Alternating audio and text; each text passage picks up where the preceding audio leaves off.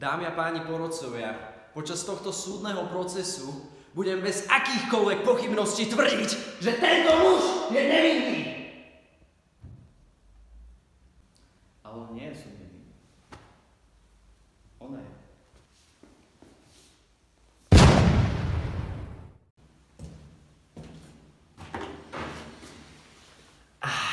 Dobrý deň, pani Masná.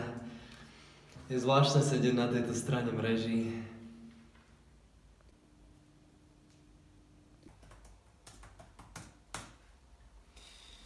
Vážne neviem, ako sa pripraviť na tento prípad. Polovica z týchto kníh je Harry Potter. Existujú pre tento prípad nejaké právne precedensy? Som rád, že sa pýtate, vaša ctihodnosť. Hej Google, definuj právne precedensy. Nie. Nebudem tu len stáť a počúvať vás, ako plníte túto posvetnú miesto spravodlivosti vašimi nehoráznými klamstvami. Tak odpovedzte, chcem pravdu! Pani Masná, mám skvelé správy. Môžem ísť domov? Čo? Nie. Práve mi došla notifikácia, že mi vyšiel tiket na Barcelonu.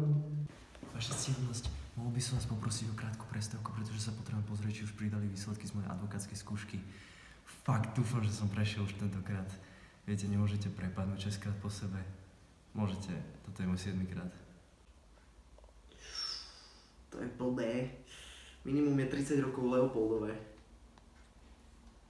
Máte nejaké otázky na svedka? Ak môžem.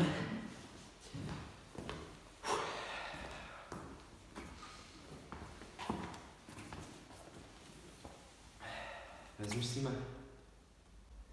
Nie ste môj prvý prípad. Už som zastupoval 2 mužov, ktorí ukradli stoja na prádlo. Dostali 8 rokov. Zaplatíte mi ešte pred súdom, alebo až potom, ako vás odsúdia? Pretože ja by som preferoval ešte pred súdom.